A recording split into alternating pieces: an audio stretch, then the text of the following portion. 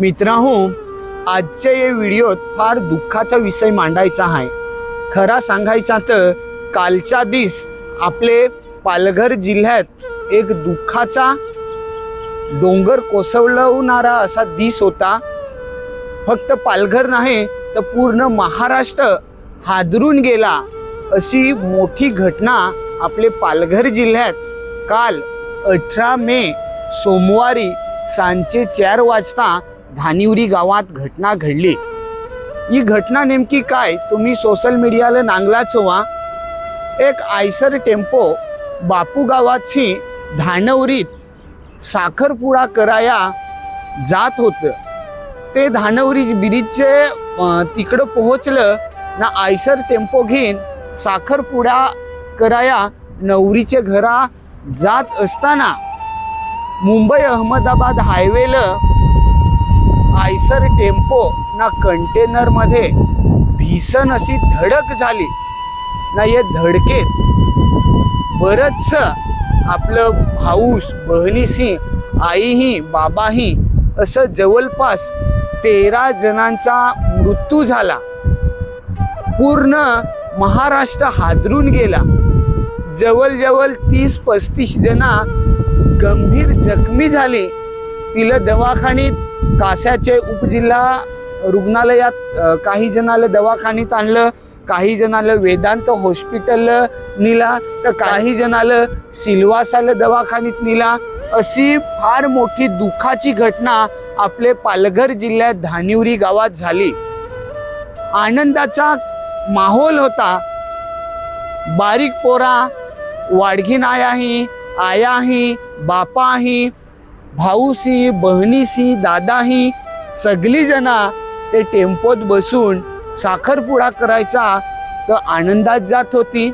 तिला कुठं माहित होता काय वेळ अशी पण येईल ना आमच्यासोबत अशी घटना घडेल। एवढी मोठी घटना घडली काय ते घटनेत काही जण जागीच मृत्यू झालं, काही जणाला तर दवाखान्यात पण पोहोचवण्याचा वेळच भेटला नाही। फार भयानक परिस्थिती उद्भवली। त्याच्यात एक आयसर टेम्पो कंटेनरने आयसर टेम्पोला धडक दिल्यावर कंटेनरवर जो काही डब्बा होता, जो सामान्य कंटेनरवर तो डब्बा डायरेक्ट आयसर टेम्पोवर पडला।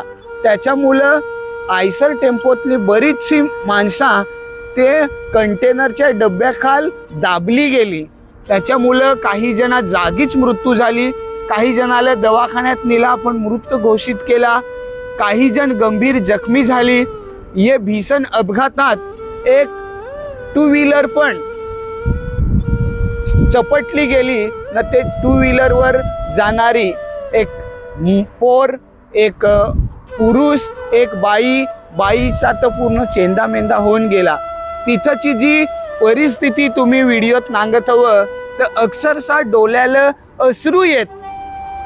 आनंदाचा क्षण दुःखात होऊन गेला, हसण्याचा दिवस रडण्याचा दिवस बनून गेला। अशी भली मोठी घटना घडली। घटना घडल्यावर पालघर जिल्ह्याचं पूर्ण प्रशासन जागं झालं। पोलीस प्रशासन असेल, आरोग्य विभाग असेल, त्याच्यानंतर बचाव पथकं असतील। व्हिडिओ पाहिला तर तुम्ही पण रडाल अशी ती परिस्थिती होती। घटना झाल्यावर बरेच राजकीय लोक, प्रशासकीय अधिकारी संबंधित कुटुंबाला भेट देत होतं। कासा उपजिल्हा रुग्णालयात जे काही रुग्ण, जे काही जखमी दवाखान्यात ऍडमिट होतं त्यांची भेट घेत होतं, त्यांची सांत्वना करत होतं, त्यांना आधार देत होतं। या सगळ्या गोष्टीतून प्रशासनाने एक ठरवलं की संबंधित जे काही व्यक्ती दगावलेत त्यांच्या नातेवाईकांना 5 लाख रुपये तत्काल आम्ही मदत देऊ। पण शेवटी पैशाने माणूस येणार नाही। काही जणांचं कुटुंब या दुर्घटनेत गेलं। आज 19 मे 2023 26 सकाळीच बापूगाव इथं अंतिम संस्कार झालं. या अंतिम विधीमध्ये, अंतिम संस्कारामध्ये पालघर जिल्ह्याचं सगळं आमदार, खासदार, प्रशासकीय अधिकारी, पोलीस प्रशासन, आरोग्य विभाग उपस्थित होतं आणि बापूगाव पूर्ण शोककळेत पसरलेला होता. पालघर जिल्हा शोककळेत पसरलेला आहे. सगळीकडे हलहल व्यक्त होत आहे. तिथला जो व्हिडिओ तुम्ही आज अंतिम संस्काराचा पाहाल तर पूर्ण गाव ढसाढसा रडत होतं. काही जणांच्या आई गेल्यात, काही जणांचे बाबा गेलेत, तर काही जणांचे करते पुरुष, करत्या स्त्री निघून गेल्यात. या घटनेची एकच मी सगळे पालघर वासियांना हात जोडून विनंती करण, काय आपले पालघर जिल्ह्यात लगीन व्यवहार होय याच्यासाठी आपली सुडकीला जाऊ, साखरपुडा करा जाऊ, नवरा घेऊन जाऊ, पिकअपात जाऊ, आयशर टेम्पोत जाऊ, एखाद वेळेस डंपरात जाऊ, तर याच्या पुढे आपण आपला डंपर पिकअप जो काय घेऊन जात हवं तर आपला गाडी, आपली जी काही गाडी हवी ती व्यवस्थित सांभाळून घेऊन जा. एखाद्या ठिकाणी जात हवं तर हळूहळू जा. आपल्याला माहित नाही कोणासोबत काय कोडल्या घडल, पण आपली जबाबदारी आपली घ्यायचा प्रयत्न करा. एखाद्या ठिकाणी तुम्हाला 4-5 किलोमीटर फिरून न जर या लागत तेव्हा ब्रिज खालची, तर ब्रिज खालची याचाच प्रयत्न करा. आउट साईडला जाऊ नको. शेवटी जे व्हायचा तर होऊन गेला, पण ही घटना आपल्याला फार काही सांगून गेली. त्याच्यामुळे स्वतःची काळजी घ्या.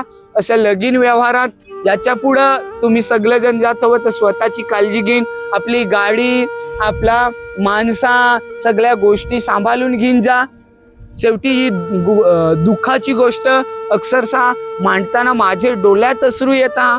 या विषयावर व्हिडिओ बनवू का नको बनवू असा प्रश्न पडत होता, पण कुठंतरी ही माहिती तुमच्यावर पोहोचली पाहिजे. कारण सोशल मीडियावर तुम्ही बरेचसे न्यूजपेपरला बातम्याला नांगलाच हवा, पण माझे चॅनलच्या माध्यमातून तुमच्यावर पोहोचले पाहिजे. एक मेसेज पण तुमच्यावर आला पाहिजे. या उद्देशाने मी व्हिडिओ बनवला. अशी घटना परत घडा नाही पाहिजे हीच ईश्वर चरणी प्रार्थना करण.